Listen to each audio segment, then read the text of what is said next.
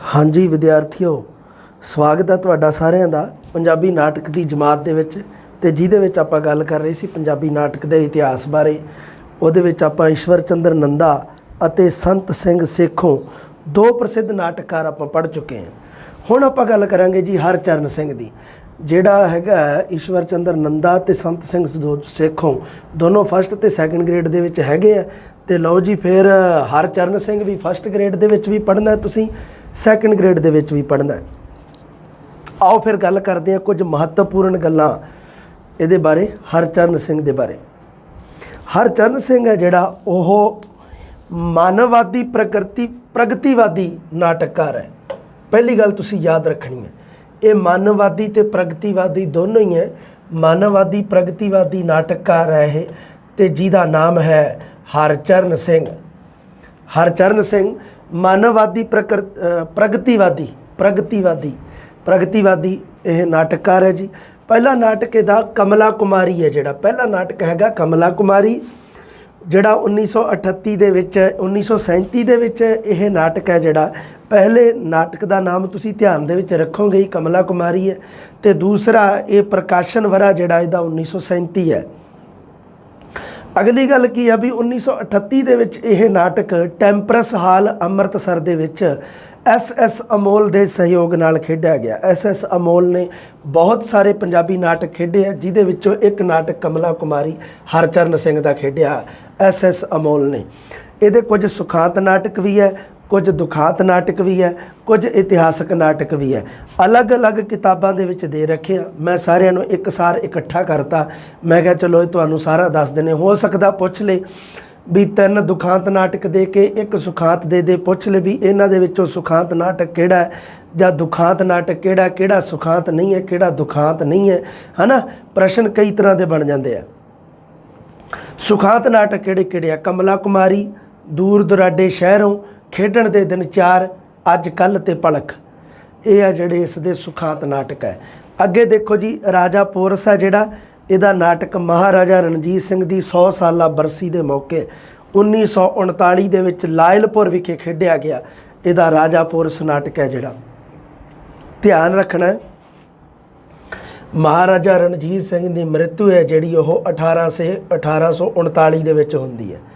ਤੇ ਇਹ ਮਹਾਰਾਜਾ ਰਣਜੀਤ ਸਿੰਘ ਦੀ 100 ਸਾਲਾ ਬਰਸੀ ਮਤਲਬ 100 ਸਾਲ ਬਾਅਦ 1939 ਦੇ ਵਿੱਚ ਇਹ ਨਾਟਕ ਖੇਡਿਆ ਜਾਂਦਾ ਹੈ। ਲਾਇਲਪੁਰ जगे मारिया लायलपुर डाका, वो जड़ा लायलपुर विखे खेडिया गया है नाटक राजा पोरस। ध्यान रखना तुसी राजा पोरस है जिहड़ा, राजा पोरस नाटक है जिहड़ा महाराजा रणजीत सिंह की 100 साला बरसी के मौके लायलपुर विच खेडिया गया। याद रखनी है गल। दुखांत नाटक किहड़े किहड़े जिन्हां दा अंत दुख भरिया, अनजोड़, दोष, रत्ता सालू, अग बुझाओ, ये है जिहड़े इहदे नाटक किहड़े है दुखांत नाटक आ। अगे इतिहासक नाटकों का मैं जिक्र करन लगा भी इतिहासक नाटक किहड़े किहड़े आ। राजा पोरस तुहानूं पता ही है, प्रसिद्ध होया राजा पोरस। सिकंदर ते पोरस की लड़ाई तुहानूं सब ध्यान है, सब विद्वान हैगे हो तुसीं। 1938 दे विच यह लिखिया गया इतिहासक नाटक है। पुन्निया दा चन्न, इतिहास जवाब मंगदा है, मिट्टी धुंद जग चानण हुआ, हिंद दी चादर। राजा पोरस 1938 दे विच लिखिया गया सीगा। इहदा प्रकाशन वारा 1938 है। रचना काल जिहड़ा ते यह 1939 दे विच लायलपुर विखे एक साल बाद खेडिया जाता है महाराजा रणजीत सिंह की 100 साला बरसी के मौके। कुछ नाटक है जिन्हां दे विच समस्यावां जिवें समाजिक समस्या, कोई राजनीति समस्या, कोई आर्थिक समस्या नूं लैके लिखे गए हैं। तेरा घर सो मेरा घर, शोभा शक्ति ते कंचन माटी। लो जी ये एकांगी संग्रह किहड़े किहड़े आ तुसीं याद रखने, सीधे रट लो जिवें मर्जी रट लो। जीवन लीला, सप्त ऋषि, पंज गीटड़ा ते पंज प्रधान, ये दोनों एकांगी संग्रह है जिहड़े ये हैगे हरचरण सिंह दे। सांझा राजा, मुड़के दी खुशबू ते जफरनामा। जफरनामा तुहानूं पता ही है कि इतिहासक दस्तावेज है जिहड़ा श्री गुरु गोबिंद सिंह जी ने फारसी दे विच मतलब की है भी औरंगजेब की एक शाही चिट्ठी के जवाब प्रति उत्तर दे विच दिता सीगा, रिप्लाई कीता सीगा। ਕਮਲਾ ਕੁਮਾਰੀ ਜਿਹੜਾ ਇਹਦਾ ਨਾਟਕ ਹੈ ਉਹ ਰੋਮਾਂਟਿਕ ਵਾਤਾਵਰਣ ਸਿਰਜਦਾ ਹੈ ਤੇ ਇਹ ਪੰਜਾਬੀ ਦਾ ਸੁਖਾਂਤ ਨਾਟਕ ਵੀ ਹੈ। ਕਮਲਾ ਕੁਮਾਰੀ ਇਹ ਕੀ ਹੈ, ਹਰਚਰਨ ਸਿੰਘ ਦਾ ਪਹਿਲਾ ਨਾਟਕ ਹੈ, ਇਸ ਕਰਕੇ ਇਹਦੇ ਬਾਰੇ ਕੁਝ ਖਾਸ ਗੱਲਾਂ ਸੀ ਉਹ ਮੈਂ ਰੱਖਤੀਆਂ ਤੁਹਾਡੇ ਸਾਹਮਣੇ। ਉਹਦੇ ਵਿੱਚੋਂ ਇੱਕ ਗੱਲ ਮੈਨੂੰ ਇਹ ਲੱਭੀ ਮੈਨੂੰ ਇਹ ਵੀ ਇਹ ਆ ਜਿਹੜਾ ਇਹ ਕਮਲਾ ਕੁਮਾਰੀ ਹੈ ਜਿਹੜਾ ਰੋਮਾਂਟਿਕ ਵਾਤਾਵਰਣ ਦੇ ਨਾਲ ਸੰਬੰਧਿਤ ਇੱਕ ਨਾਟਕ ਹੈ। ਖੇਡਣ ਦੇ ਦਿਨ 4 ਇਸ ਨਾਟਕ ਦੇ ਵਿੱਚ ਭਾਰਤ ਤੇ ਪੱਛਮੀ ਜੀਵਨ ਢੰਗ ਦੇ ਵਿਰੋਧ ਦੁਆਰਾ ਸਾਰਥਕਤਾ ਨੂੰ ਅਪਣਾਉਣ ਦੀ ਗੱਲ ਕੀਤੀ ਹੈ। ਮਤਲਬ ਕੀ ਹੈ ਵੀ ਭਾਰਤ ਦਾ ਜਿਹੜਾ ਸਾਡਾ ਪਾਰੰਪਰਿਕ ਜੀਵਨ ਸ਼ੈਲੀ ਹੈ ਤੇ ਪੱਛਮੀ ਯੂਰਪੀਅਨ ਜੀਵਨ ਸ਼ੈਲੀ ਹੈ, ਦੋਨਾਂ ਨੂੰ ਸਮਵੇਤ ਰੱਖ ਕੇ, ਦੋਨਾਂ ਨੂੰ ਕੰਪੈਰੀਜ਼ਨ ਦੇ ਵਿੱਚ ਰੱਖ ਕੇ, ਉਹਨਾਂ ਦੇ ਵਿੱਚੋਂ ਦੋਨਾਂ ਸ਼ੈਲੀਆਂ ਦੇ ਵਿੱਚੋਂ ਦੋਨੇ ਜੀਵਨ ਜਾਪਨ ਕਰਨ ਦੇ ਢੰਗਾਂ ਦੇ ਵਿੱਚੋਂ ਸਾਰਥਕ ਚੀਜ਼ਾਂ ਕੁਝ ਕੱਢਣ ਦੀ ਗੱਲ ਕੀਤੀ ਗਈ ਹੈ। ਤੇ ਨਾਟਕ ਦਾ ਨਾਮ ਕੀ ਲਿਖਿਆ ਹੋਇਆ, ਖੇਡਣ ਦੇ ਦਿਨ 4। ਅੱਜ ਕੱਲ੍ਹ ਦੇ ਭਲਕ ਜਿਹੜਾ ਇਹ ਨਾਟਕ 1973 ਈਸਵੀ ਦੇ ਵਿੱਚ ਇਸ ਨੂੰ ਭਾਰਤੀ ਸਾਹਿਤ ਅਕਾਦਮੀ ਪੁਰਸਕਾਰ ਮਿਲਿਆ ਸੀ। ਇਹਦਾ ਸਨ ਤੁਸੀਂ ਚੇਤੇ ਰੱਖਣਾ ਵੀ 1973 ਦੇ ਵਿੱਚ ਮਿਲਿਆ ਸੀ ਭਾਰਤੀ ਸਾਹਿਤ ਅਕਾਦਮੀ ਪੁਰਸਕਾਰ। ਇਹ ਨਾਟਕ ਹੈ ਜਿਹੜਾ ਧਾਰਮਿਕ ਪਖੰਡ ਤੇ ਰਾਜਨੀਤੀ ਤੇ ਭ੍ਰਿਸ਼ਟਾਚਾਰ ਦੇ ਉੱਪਰ ਵਿਅੰਗ ਕਰਦਾ ਹੈ। ਧਰਮ ਦੇ ਨਾਂ ਤੇ ਬਹੁਤ ਸਾਰੇ ਪਖੰਡ ਚੱਲਦੇ ਆ, ਰਾਜਨੀਤੀ ਦੇ ਵਿੱਚ ਕਿੰਨਾ ਭ੍ਰਿਸ਼ਟਾਚਾਰ ਹੋ ਚੁੱਕਿਆ, ਇਸ ਦੇ ਬਾਰੇ ਇਹ ਨਾਟਕ ਗੱਲ ਕਰਦਾ ਹੈ। ਇਸ ਦਾ ਵਿਸ਼ਾ ਜਿਹੜਾ ਹੈਗਾ ਉਹ ਹੈਗਾ ਧਾਰਮਿਕ ਪਖੰਡ ਤੇ ਰਾਜਨੀਤਿਕ ਭ੍ਰਿਸ਼ਟਾਚਾਰ। ਇਹ ਤੁਸੀਂ ਚੇਤੇ ਰੱਖਣਾ ਹੈ ਇਸ ਨਾਟਕ ਦੇ ਵਿਸ਼ਿਆਂ ਨੂੰ। 1973 ਦੇ ਵਿੱਚ ਇਸ ਨਾਟਕ ਨੂੰ ਭਾਰਤੀ ਸਾਹਿਤ ਅਕਾਦਮੀ ਪੁਰਸਕਾਰ ਨਾਲ ਨਿਵਾਜਿਆ ਗਿਆ ਸੀ। ਅਗਲੀ ਗੱਲ ਦੇਖੋ, ਅਨਜੋੜ।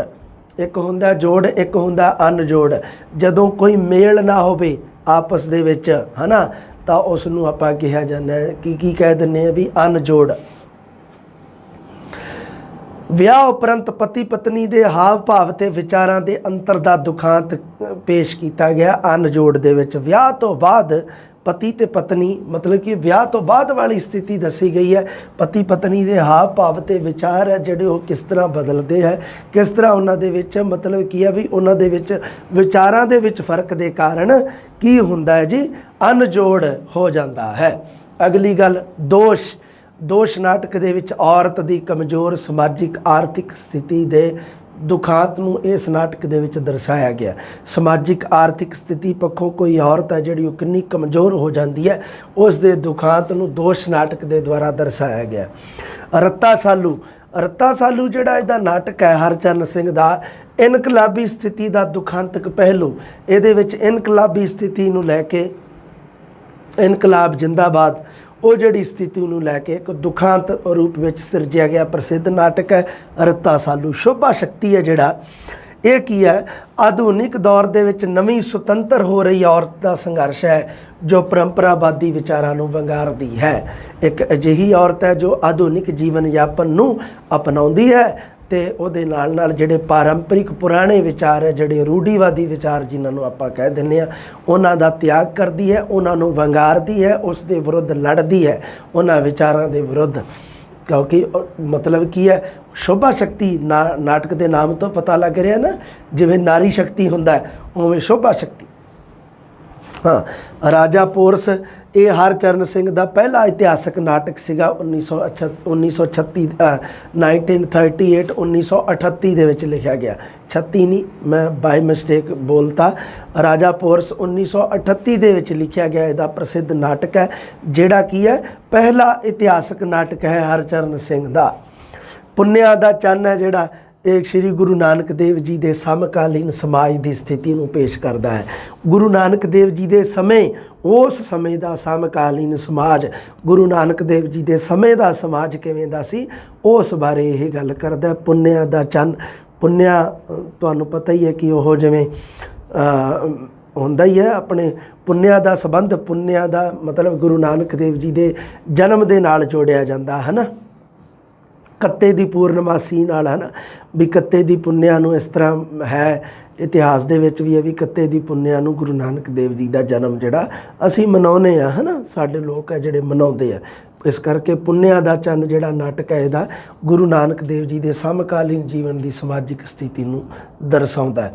ਇਤਿਹਾਸ ਜਵਾਬ ਮੰਗਦਾ ਹੈ, ਇਹਦੇ ਵਿੱਚ 3 ਇਤਿਹਾਸਕ ਇਕਾਂਗੀਆਂ ਇਹਨੇ ਲਿਖੀਆਂ। ਇਤਿਹਾਸ ਜਵਾਬ ਮੰਗਦਾ ਹੈ ਇਹਦੇ ਵਿੱਚ ਗੁਰੂ ਗੋਬਿੰਦ ਸਿੰਘ ਜੀ ਦੇ ਬੱਚਿਆਂ ਦੀ ਕੁਰਬਾਨੀ ਤੋਂ ਬਾਅਦ ਦੀ ਸਥਿਤੀ ਹੈ ਜਿਹੜੀ उस बारे इस नाटक दे विच गल कीती गई, जिहदे विच 3 इतिहासिक एकांगियां है जिहदा नाम एक ही लिखिया होया, इतिहास जवाब मंगदा है। बच्चों की कुर्बानी तो बाद वाली स्थिति तुहानूं पता ही है, बंदा सिंह बहादुर जिहड़ा आउंदा है, सिख राज दुबारे कायम हुंदा है, ये सारी स्थिति नूं इतिहास जवाब मंगदा है। इस एकांगी संग्रह है जिहदे विच 3 एकांगी दिते होया, उहदे विच प्रदर्शित किया गया है। हिंद दी चादर तुहानूं पता ही है, गुरु तेग बहादुर जी नूं कहिंदे आ हिंद दी चादर। हिंद दी चादर फिर पता ही है भी गुरु तेग बहादुर जी की शहीदी दे नाल संबंधित प्रसिद्ध नाटक है। इहदा पात्र की थां गुंदवे कथानक नूं प्राथमिकता दिती है, पात्रां की जगह ते कथानक प्लॉट गोंद नूं प्राथमिकता दिती है। समा स्थान ते कारज की एकता के पक्ष विच है। हरचरण सिंह जिवें ईश्वर चंद्र नंदा उवें ही हरचरण सिंह समा स्थान ते कारज की एकता के पक्ष दे विच है। आज़ादी तो बाद इसने की कीता सीगा, बहुत इंपोर्टेंट प्रश्न बनूगा इत्थों। सब तो औखा प्रश्न जे मैं कहां हरचरण सिंह के बारे तो यही बनता है। आज़ादी तो बाद दिल्ली दे विच इसने पंजाब आर्ट थिएटर संस्था बनाई सी। दिल्ली दे विच इसने संस्था स्थापित की सी पंजाब आर्ट थिएटर, याद रखना। दोष नाटक है जिहड़ा उस दे विच भारतीय औरत की त्रासदिक स्थिति नूं पेश किया है। दिल्ली विखे पंजाब आर्ट थिएटर की संस्था बनाई है, बहुत इंपोर्टेंट गल है, चेते रखना है प्रश्न तुसी। दोष भारतीय औरत की त्रासदिक स्थिति नूं पेश किया है। शोभा शक्ति की फिर गल आ गई दुबारे। शोभा शक्ति जिहड़ा यह नाटक है इसका एक तरह का इस्त्री सुतंत्रता का ऐलाननामा है। आजो दुबारे उस शोभा शक्ति नाटक ते कि यह नाटक है जिहड़ा यह इस्त्री सुतंत्रता वास्ते एक ऐलाननामा है, एक दस्तावेज है, जिहदे विच की है कि एक इस तरह की इस्त्री है जो पारंपरिक विचारां नूं जो इस्त्री सुतंत्रता का ऐलाननामा। शोभा शक्ति नाटक है जिहड़ा ये क्यों याद रखना है तुसी, क्योंकि यह एक इस्त्री सुतंत्रता का ऐलाननामा जिहदे विच एक इस्त्री परंपरागत विचार ने जिहड़े परंपरागत भारती जिहड़ियां प्रथावां ने उन्हां नूं त्याग के ते आधुनिकता दीयां जिहड़ियां मतलब आधुनिक जदों समय दे विच अपना जीवन यापन करदी है, उस स्थिति दे विच उसनूं किन्नियां कठिन परिस्थितियां दे विचों दी गुजरना पैंदा, किन्नियां लड़ाइयां लड़नियां पैंदियां, मानसिक समाजिक ये सारियां दे बारे इस शोभा शक्ति नाटक दे विच है। अगे इसदा एक प्रसिद्ध नाटक है मात भाषा। जिहड़ा मात भाषा नाटक है 1951 की जिहड़ी जनगणना हुई सी, मरदमशुमारी जिन्हों पंजाबी दे विच आपां कह दिंदे आ, जनगणना नूं पंजाबी दे विच कहा जाता है मरदमशुमारी। अगर आज मान लो प्रश्न आजे भी हरचरण सिंह का किहड़ा नाटक है जिहड़ा मरदमशुमारी दे नाल संबंधित आ, ते तुसीं तां उत्थे ही कह देना भी सिमरनजीत सर ने सानूं कराया ही नहीं है। हाँ, इस करके मैं दस ही देवां क्योंकि जनगणना तो हिंदी का शब्द है पर पंजाबी का शब्द है जिहड़ा यह मरदमशुमारी है। मात भाषा जिहड़ा इहदा एकांगी है 1951 की मात भाषा एकांगी है बई इहदा 1951 की जनगणना समय भाषा के सवाल उपर घृणित झाकियां ਜਿਹੜੀਆਂ मतलब भाषा के प्रति अपनी मात भाषा के प्रति जिहड़ी घृणा जां एक दूजे की भाषा नूं एक दूजे तो उपर दसना, ये चीज़ बारे ये जिहड़ियां झांकियां मात भाषा एकांगी दे विच दर्शाईयां गईयां। पुन्निया दा चंन गुरु नानक देव जी की महिमा के नाल संबंधित प्रसिद्ध नाटक जिहड़ा लिखिया होया मिट्टी धुंद जग चानण हुआ, इहदे विच भी गुरु नानक देव जी के जीवन नाल संबंधित दो साखियां उन्हां दा की है नाटकीकरण करके 16वीं सदी के पंजाब नूं दर्शाया गया है। गुरु नानक देव जी के समय के समकालीन पंजाब नूं इस किहड़ा नाटक है मिट्टी धुंद जग चानण हुआ दे विच दर्शाया गया है। इस दे इतिहास नाल संबंधित 3 लड़ी नाटक ने 3 नाटक ने इतिहास के नाल संबंधित ने जो खास करके सिख इतिहास के नाल संबंधित 3 लड़ी मतलब 3 नाटक ने जो इकट्ठे ने। एक तो है इतिहास जवाब मंगदा है 1966 दे विच लिखिया गया, चमकौर दी गढ़ी भी 1966 ते जफरनामा भी 1966। सो ये तिन्ने नाटक ने जिहड़े इतिहासक 3 लड़ी दे विच लिखे गए ने। कॉस्ट्यूम प्लेस का उत्तम नमूना ने ये नाटक। कॉस्ट्यूम हुंदे हैं ना, कॉस्ट्यूम पहरावा ਨਾਟਕਾਂ ਨੂੰ ਲੈ ਕੇ। ਹੁਣ ਜਿਵੇਂ ਮੰਨ ਲਓ ਚਮਕੌਰ ਦੀ ਗੜੀ ਦੇ ਦ੍ਰਿਸ਼ ਦਾ ਵਰਣਨ ਕਰਨਾ ਤਾਂ ਉਸ ਸਮੇਂ ਦਾ ਪਹਿਰਾਵਾ ਪਾਉਣਾ ਪਊਗਾ। ਜੇ ਜ਼ਫਰਨਾਮਾ ਨਾਟਕ ਨੂੰ ਆਪਾਂ ਸਟੇਜ 'ਤੇ ਖੇਡਣਾ ਤਾਂ ਉਸ ਸਮੇਂ ਦੀ ਪੋਸ਼ਾਕ ਪਾਉਣੀ ਪਊਗੀ, ਉਸ ਸਮੇਂ ਦਾ ਆਪਾਂ ਨੂੰ ਆਪਣਾ ਰੂਪ ਰੰਗ ਢੰਗ ਬਣਾਉਣਾ ਪਊਗਾ। ਇਸ ਕਰਕੇ ਇਸ ਨੂੰ ਕਿਹਾ ਜਾਂਦਾ ਕਾਸਟਿਊਮ ਪਲੇਸ ਦਾ ਉੱਤਮ ਨਮੂਨਾ। ਹੁਣ ਜਿਵੇਂ ਮੰਨ ਲਓ ਬਾਹਲੀ ਕੀ ਕਰ ਜਾਣਾ ਵੀ ਜਿਵੇਂ ਮੰਨ ਲਓ ਜ਼ਫਰਨਾਮਾ ਨਾਟਕ ਖੇਡਿਆ ਜਾ ਰਿਹਾ ਅਤੇ ਔਰੰਗਜ਼ੇਬ ਨੂੰ ਤੁਹਾਨੂੰ ਪਤਾ ਹੀ ਆ ਉਹਦੇ ਉਸੇ ਹਿਸਾਬ ਨਾਲ ਪੋਸ਼ਾਕ ਦੇ ਵਿੱਚ ਦਰਸਾਇਆ ਜਾਊਗਾ। ਔਰੰਗਜ਼ੇਬ ਨੂੰ ਐ ਤਾਂ ਹੈ ਨਹੀਂ ਵੀ ਕੋਈ ਕੋਟ ਪੈਂਟ ਪਵਾ ਕੇ ਤੁਹਾਡੇ ਸਾਹਮਣੇ ਖੜਾ ਕਰ ਦੇਣਗੇ, ਐਵੇਂ ਨਹੀਂ ਨਾ ਕਰਨਗੇ। ਗੁਰੂ ਗੋਬਿੰਦ ਸਿੰਘ ਜੀ ਨੂੰ ਅਗਰ ਦਿਖਾਉਣਗੇ ਤਾਂ ਉਸ ਦਾ ਪਹਿਰਾਵਾ ਗੁਰੂ ਸਾਹਿਬ ਜੀ ਦਾ ਅਲੱਗ ਹੋਊਗਾ, ਹੈ ਨਾ। ਹਾਂ, ਹਰਪਾਲ ਟਿਵਾਣਾ ਨੇ ਇਹਨਾਂ ਨਾਟਕਾਂ ਦਾ ਮੰਚਨ ਕੀਤਾ ਹੈ, ਮਤਲਬ ਮੰਚ ਦੇ ਉੱਪਰ ਖੇਡੇ ਨੇ। ਹਰਪਾਲ ਟਿਵਾਣਾ ਪ੍ਰਸਿੱਧ ਰੰਗਕਰਮੀ ਹੈ ਜੋ ਨਾਟਕ ਖੇਡਦਾ ਹੈ, ਪੰਜਾਬੀ ਦਾ ਹਰਪਾਲ ਟਿਵਾਣਾ। ਕੱਲ ਅੱਜ ਤੇ ਭਲਕ ਇਸ ਨੂੰ 1971 ਦੇ ਵਿੱਚ ਇਹ ਨਾਟਕ ਲਿਖਿਆ ਗਿਆ। ਕੱਲ ਅੱਜ ਤੇ ਭਲਕ 1971 ਦੇ ਵਿੱਚ ਲਿਖਿਆ ਗਿਆ। 2 ਸਾਲ ਬਾਅਦ 1973 ਦੇ ਵਿੱਚ ਭਾਰਤੀ ਸਾਹਿਤ ਅਕਾਦਮੀ ਪੁਰਸਕਾਰ ਮਿਲਿਆ। ਰਾਜਨੀਤੀ ਤੇ ਵਿਅੰਗ ਕੀਤਾ ਹੋਇਆ। ਬਿਲਕੁਲ ਗੱਲ ਹੋ ਗਈ ਸੀਗੀ ਭ੍ਰਿਸ਼ਟਾਚਾਰ, ਰਾਜਨੀਤਿਕ ਭ੍ਰਿਸ਼ਟਾਚਾਰ ਤੇ ਵਿਅੰਗ ਹੈ। ਕੰਚਨ ਮਾਟੀ ਦੇਖ ਕਬੀਰਾ ਰੋਇਆ, ਮਸੀਹਾ ਸੂਲੀ ਤੇ ਮੁਸਕਰਾਇਆ, ਅੱਗ ਬੁਝਾਓ ਕਬੂ ਨਾ ਛਾਡੇ ਖੇਤ, ਨੰਗਾ ਜ਼ਖਮ ਮਿੱਟੀ ਪੁੱਛੇ ਘੁਮਿਆਰ ਤੋਂ। ਇਹ ਆ ਸਾਰੇ ਇਸ ਦੇ ਕੁਝ ਇਕਾਂਗੀ। ਹੋਰ ਮੈਂ ਨਾਮ ਲਿਖੇ ਪ੍ਰਸਿੱਧ ਰਹੇ ਵੇ ਆ, ਇਸ ਕਰਕੇ ਇਹਨਾਂ ਦੇ ਨਾਮ ਤੁਹਾਡੇ ਸਾਹਮਣੇ ਜ਼ਿਕਰ ਕਰਨਾ ਜ਼ਰੂਰੀ ਸੀ। ਪਹਿਲਾ ਇਕਾਂਗੀ ਸੰਗ੍ਰਹਿ ਦਾ 1940 ਦੇ ਵਿੱਚ ਜੀਵਨ ਲੀਲਾ ਆਇਆ ਸੀਗਾ। ਧਿਆਨ ਰੱਖਣਾ ਤੁਸੀਂ, ਬਹੁਤ ਇੰਪੋਰਟੈਂਟ ਪ੍ਰਸ਼ਨ ਹੈ। ਪ੍ਰਸ਼ਨ ਆਊ ਤੇ ਆਹ ਹੀ ਆਊਗਾ ਸਭ ਤੋਂ ਪਹਿਲਾਂ, ਪ੍ਰਾਇਓਰਿਟੀ ਇਸੇ ਪ੍ਰਸ਼ਨ ਨੂੰ ਮਿਲੂਗੀ। ਯਾਦ ਰੱਖਣੀ ਹੈ ਤੁਸੀਂ ਇਹ ਗੱਲ। ਤੇ ਪਹਿਲਾ ਨਾਟਕ ਤੁਹਾਨੂੰ ਪਤਾ ਹੀ ਹੈ, ਕਮਲਾ ਕੁਮਾਰੀ 1937 ਦੇ ਵਿੱਚ, ਪਹਿਲਾ ਇਕਾਂਗੀ ਸੰਗ੍ਰਹਿ 1940 ਦੇ ਵਿੱਚ ਜਿਹਦਾ ਨਾਮ ਸੀ ਜੀਵਨ ਲੀਲਾ। ਲਓ ਜੀ, ਹਰਚਰਨ ਸਿੰਘ ਦੇ ਬਾਰੇ ਆਪਾਂ ਗੱਲ ਜਿਹੜੀ ਖਤਮ ਕਰ ਚੁੱਕੇ ਹਾਂ। ਇਸ ਦਾ ਪ੍ਰਸਿੱਧ ਇਕਾਂਗੀ ਇੱਕ ਦੇ ਰੱਖਿਆ, ਮਨ ਦੀਆਂ ਮਨ ਵਿੱਚ। ਲਓ ਜੀ, ਮਨ ਦੀਆਂ ਮਨ ਵਿੱਚ ਇਕਾਂਗੀ ਦੇ ਬਾਰੇ ਗੱਲ ਕਰਦੇ ਹਾਂ। ਇਕਾਂਗੀ ਦਾ ਨਾਮ ਹੈ ਬੇਟਾ ਜੀ ਮਨ ਦੀਆਂ ਮਨ ਵਿੱਚ। ਮਨ ਦੀਆਂ ਮਨ ਵਿੱਚ ਰਹਿ ਜਾਂਦੀਆਂ ਨਾ ਜਦੋਂ ਬੇਟਾ ਜੀ, ਅਤੇ ਉਦੋਂ ਕਿੱਡਾ ਮਤਲਬ ਉਸ ਚੀਜ਼ ਦਾ ਉਹ ਪ੍ਰਭਾਵ ਹੈ ਜਿਹੜਾ, ਜਾਂ ਉਹ ਮਾਨਸਿਕ ਸਥਿਤੀ ਨੂੰ ਇਸ ਇਕਾਂਗੀ ਦੇ ਵਿੱਚ, ਹਰਚਰਨ ਸਿੰਘ ਦੀ ਇਕਾਂਗੀ ਦੇ ਵਿੱਚ ਦਰਸਾਇਆ ਗਿਆ ਹੈ। ਇਕਾਂਗੀ ਦਾ ਨਾਮ ਹੈ ਮਨ ਦੀਆਂ ਮਨ ਵਿੱਚ। ਪਹਿਲਾਂ ਤਾਂ ਇਹ ਧਿਆਨ ਰੱਖਣਾ, ਪਹਿਲਾ ਪ੍ਰਸ਼ਨ ਤਾਂ ਤੁਹਾਡਾ ਇਹੀ ਬਣਦਾ ਵੀ ਇਹ ਇਕਾਂਗੀ ਰਚਨਾ ਹੈ ਕਿਹਦੀ ਹੈ, ਇਹ ਧਿਆਨ ਰੱਖਣੀ ਸਭ ਤੋਂ ਪਹਿਲੀ ਗੱਲ ਆ। ਕਿਤੇ ਐ ਯਾਦ ਨਾ ਹੋਵੇ ਤੇ ਹੋਰ ਹੀ ਕੁਛ ਯਾਦ ਕਰ ਲਓ, ਹੈ ਨਾ। ਹਰਚਰਨ ਸਿੰਘ ਦਾ ਇਹ ਪ੍ਰਸਿੱਧ ਇਕਾਂਗੀ ਹੈ। ਇਕਾਂਗੀ ਤਾਂ ਪੂਰਾ ਬੇਟਾ ਮੈਂ ਪੜ੍ਹ ਕੇ ਸੁਣਾ ਨਹੀਂ ਸਕਦਾ ਤੁਹਾਨੂੰ। ਅੰਬੋ, ਕਰਮੋ, ਸ਼ੇਰੂ, ਕਰਮਾ ਤੇ ਨੰਬਰਦਾਰ ਇਹਦੇ ਪਾਤਰ ਦੇ ਰੱਖੇ ਆ, ਨਾਮ ਦੇ ਰੱਖੇ ਆ ਪਾਤਰਾਂ ਦੇ। ਅੰਬੋ, ਕਿਆ ਨਾਮ ਰੱਖਿਆ, ਅੰਬੋ, ਕਰਮਾ, ਸ਼ੇਰੂ, ਸ਼ੇਰੂ ਤਾਂ ਕੁੱਤੇ ਦਾ ਨਾਮ ਹੁੰਦਾ ਹੈ ਨਾ, ਸ਼ੇਰੂ। ਕਰਮਾ, ਕਰਮਾ ਹੋ ਗਿਆ। ਅੰਬੋ, ਕਰਮੋ ਵੀ ਹੈ, ਅੱਛਾ ਕਰਮੋ ਤੇ ਕਰਮਾ ਦੋਨੋਂ ਹੀ ਆ। ਵਾਹ ਵੀ ਵਾਹ, ਕਿਆ ਬਾਤਾਂ। ਤੇ ਨੰਬਰਦਾਰ। ਲਓ ਜੀ, ਆ ਇਸ ਦੇ ਇਕਾਂਗੀ ਦੇ ਪਾਤਰ ਹੈ ਇਹਦੇ ਵਿੱਚ। ਤੇ ਇਹਦੀ ਥੋੜ੍ਹੀ ਜਿਹੀ ਮੈਂ ਤੁਹਾਡੇ ਨਾਲ ਕਹਾਣੀ ਦੀ ਗੱਲ ਕਰਦਾ ਵੀ ਇਹ ਇਕਾਂਗੀ ਮਨ ਦੀਆਂ ਮਨ ਵਿੱਚ। ਪਹਿਲਾਂ ਤਾਂ ਸਭ ਤੋਂ ਪਹਿਲਾ ਪ੍ਰਸ਼ਨ ਤੁਸੀਂ ਧਿਆਨ ਦੇ ਵਿੱਚ ਰੱਖਣਾ ਵੀ ਇਹਦੇ ਇਕਾਂਗੀ ਸੰਗ੍ਰਹਿ ਜੀਵਨ ਲੀਲਾ ਦੇ ਵਿੱਚੋਂ ਲਿਆ ਗਿਆ।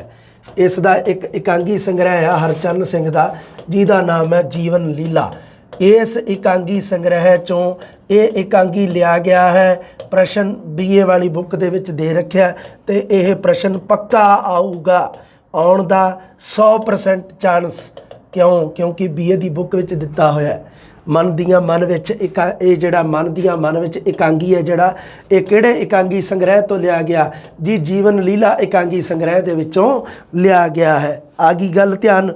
ਉਹਨੇ ਕੀ ਕਰਨਾ, ਪ੍ਰਸ਼ਨ ਪੁੱਛਣਾ ਜਦੋਂ, ਤੇ ਇਹਦੇ ਇਕਾਂਗੀ ਸੰਗ੍ਰਹਿ ਦੇ ਹੀ ਆਪਸ਼ਨ ਪਾਉਣੇ ਆ ਵੀ ਮਨ ਦੀਆਂ ਮਨ ਵਿੱਚ ਕਿਹੜੇ ਇਕਾਂਗੀ ਸੰਗ੍ਰਹਿ ਦੇ ਵਿੱਚੋਂ ਲਿਆ ਗਿਆ। ਥੱਲੇ ਉਹਨੇ ਇਕਾਂਗੀ ਸੰਗ੍ਰਹਿ ਦੇ 4 ਆਪਸ਼ਨ ਪਾਊਗਾ, ਇੱਕ ਉਹਨੇ ਜੀਵਨ ਲੀਲਾ ਵੀ ਪਾਉਣਾ।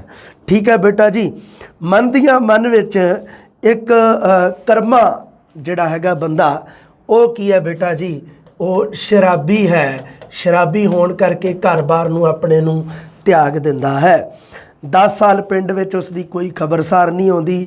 ਅਮਰ ਕੌਰ, ਜਾਂ ਜਿਹਦਾ ਨਾਮ ਹੈ ਘਰ ਦੇ ਵਿੱਚ ਅੰਬੋ, ਤੁਹਾਡੇ ਵੀ ਘਰ ਦੇ ਵਿੱਚ ਆਪਦੇ ਨਾਮ ਹੋਣਗੇ। ਅਮਰ ਕੌਰ, ਅਮਰ ਕੌਰ ਮੇਰਾ ਘਰ ਦੇ ਵਿੱਚ ਨਾਮ ਸਿਮਰ, ਜਿਵੇਂ ਸਿਮਰ ਕਹਿ ਦਿੰਦਾ ਕੋਈ ਮਤਲਬ ਪਿਆਰ ਦੇ ਨਾਲ, ਕੋਈ ਭੈਣਾ ਸਿਮੀਆਂ, ਕੋਈ ਆਪਦੇ ਹਿਸਾਬ ਨਾਲ ਜਿਵੇਂ ਸੂਤ ਆਉਂਦਾ ਹੈ। ਮਤਲਬ ਇੱਕ ਗੱਲ ਕਰਦਾ ਤੁਹਾਡੇ ਨਾਲ ਸਧਾਰਨ, ਤੁਹਾਡੇ ਵੀ ਬਹੁਤ ਸਾਰੇ ਨਾਮ ਹੋਣਗੇ ਹੈ ਨਾ। ਸੋ ਮੇਰਾ ਘਰ ਦੇ ਵਿੱਚ ਅਕਸਰ ਨਾਮ ਆ ਜਿਹੜਾ ਉਹ ਸਿਮਰ ਲਿਆ ਜਾਂਦਾ। ਹਾਂਜੀ, ਵਹੁਟੀ ਹੈ ਜਿਹੜੀ ਉਸ ਦੀ ਉਹ ਅਮਰ ਕੌਰ ਹੈ, ਜਿਹਦਾ ਨਾਮ ਹੈ ਅੰਬੋ। ਉਹ ਬੜੀ ਤੰਗੀ ਤੁਰਸ਼ੀ ਦੇ ਨਾਲ ਲੋਕਾਂ ਦੇ ਘਰਾਂ ਦੇ ਵਿੱਚ ਕੰਮ ਵਗੈਰਾ ਕਰਕੇ ਉਹ ਆਪਣਾ ਗੁਜ਼ਾਰਾ ਕਰਦੀ ਹੈ, ਇੱਥੋਂ ਤੱਕ ਕਿ ਉਸ ਨੂੰ ਸਿਲਾ ਵੀ ਚੁਗਣਾ ਪੈਂਦਾ ਹੈ। ਤਾਂ ਉਹ ਸਿਲਾ ਮਤਲਬ ਕੀ ਹੈ ਵੀ ਉਹ ਕਿਸੇ ਦਾ ਮੰਨ ਲਓ ਕੋਈ ਮੜੀ ਵਗੈਰਾ ਬਣੀ ਹੋਣ ਅਤੇ ਉੱਥੋਂ ਚੁਗਣਾ ਕੁਛ। ਸ਼ਕਲ ਸੂਰਤ ਦੀ ਉਹ ਬੜੀ ਸੋਹਣੀ ਹੈ, ਅੰਬੋ ਨਾਮ, ਅਮਰ ਕੌਰ ਜਿਹਦਾ ਨਾਮ ਹੈ। ਪਿੰਡ ਦਾ ਇੱਕ ਅਣਵਿਆਹਿਆ ਗੱਭਰੂ ਜਿਹਦਾ ਨਾਮ ਹੈ ਸ਼ੇਰੂ। ਸ਼ੇਰੂ ਕੀ ਹੈ? ਉਹ ਪਿੰਡ ਦਾ ਇੱਕ ਗੱਭਰੂ ਹੈ। ਮੈਂ ਸੋਚਿਆ ਕਿਤੇ ਕੁੱਤਾ ਹੋਊਗਾ, ਨਹੀਂ, ਪਿੰਡ ਦਾ ਗੱਭਰੂ ਹੈ, ਅਣਵਿਆਹਿਆ। ਵੈਸੇ ਵੀ ਮੇਰੀ ਗੱਲ ਧਿਆਨ ਨਾਲ ਸੁਣੋ ਵੀ ਅਣਵਿਆਹਿਆ ਹੁੰਦਾ ਮਤਲਬ ਜਦੋਂ ਤਾਂ ਹੁੰਦਾ ਵੀ ਮਤਲਬ ਕੀ ਹੈ ਵੀ 30 ਸਾਲ ਤੱਕ ਲਾ ਲਓ ਅੱਜ ਦੇ ਸਮੇਂ ਵਿੱਚ ਅਣਵਿਆਹਿਆ, ਅਤੇ ਉਦੋਂ ਬਾਅਦ 'ਚ ਨਾ ਹੌਲੀ ਹੌਲੀ ਛੜਾ ਵੱਜਣ ਲੱਗ ਜਾਂਦਾ। ਅਤੇ ਫਿਰ ਤਾਂ ਭਾਵੇਂ ਸ਼ੇਰੂ ਆ ਅਤੇ ਭਾਵੇਂ ਕਰਮਾ, ਫਿਰ ਤਾਂ ਕੁੱਤਾ ਹੀ ਵੱਜਦੇ ਆ ਸਾਰੇ। ਫਿਰ ਤਾਂ ਸਾਰਿਆਂ ਨੂੰ ਕੁੱਤਾ ਹੀ, ਛੜੇ ਬੰਦੇ ਨੂੰ ਤਾਂ ਕੁੱਤਾ ਹੀ ਸਮਝਦੇ ਲੋਕ। ਇਸ ਕਰਕੇ ਕੁਵਾਰਾ ਤਾਂ ਚਲੋ ਕੁਵਾਰਾ ਤੱਕ ਤਾਂ ਠੀਕ ਹੈ, ਛੜੇ ਵਾਲੀ ਸਥਿਤੀ 'ਚ ਨਹੀਂ ਜਾਣਾ ਕਿਸੇ ਨੇ। ਹਾਂਜੀ, ਅਣਵਿਆਹਿਆ ਗੱਭਰੂ ਸ਼ੇਰੂ ਹੈ ਜਿਹੜਾ, ਉਹ ਅੰਬੋ 'ਤੇ ਮੋਹਿਤ ਹੋ ਜਾਂਦਾ। ਉਸ ਨਾਲ ਵਿਆਹ ਕਰਵਾਉਣ ਦਾ ਮਨ ਪੂਰਾ ਬਣਾ ਲੈਂਦਾ, ਕਿਉਂਕਿ ਪਿੰਡ ਦੇ ਵਿੱਚ ਉਹਦੇ ਪਤੀ ਕਰਮੇ ਦੀ ਤਾਂ ਕੋਈ ਖਬਰਸਾਰ ਹੁੰਦੀ ਨਹੀਂ, ਸ਼ਰਾਬੀ ਦੀ। ਇਸ ਕਰਕੇ ਫਿਰ ਉਹ ਵੀ ਮੰਨ ਜਾਂਦੀ ਹੈ ਵੀ ਚਲੋ ਠੀਕ ਹੈ। ਅੰਬੋ ਮੰਨ ਜਾਂਦੀ ਹੈ। ਪਿੰਡ ਦੀ ਪੰਚਾਇਤ ਦੇ ਵਿੱਚ ਕੀ ਹੁੰਦਾ, ਸ਼ੇਰੂ ਨੂੰ ਅੰਬੋ ਉੱਤੇ ਚਾਦਰ ਪਾ ਲੈਣ ਦੀ ਆਗਿਆ ਦਿੱਤੀ ਜਾਂਦੀ ਹੈ। ਲਓ ਜੀ, ਚਾਦਰ ਪਾਉਣੀ ਇੱਕ ਮੁਹਾਵਰਾ ਹੈ। ਓਹੋ, ਆ ਤਾਂ ਮੈਂ ਕੀਤਾ ਹੀ ਨਹੀਂ ਸੀ ਐਵੇਂ। ਦੁਬਾਰੇ ਆ ਜਾਓ ਬੇਟਾ ਉੱਥੇ ਵਾਪਸ। ਹੈ ਆ ਕੀ ਹੋ ਗਿਆ?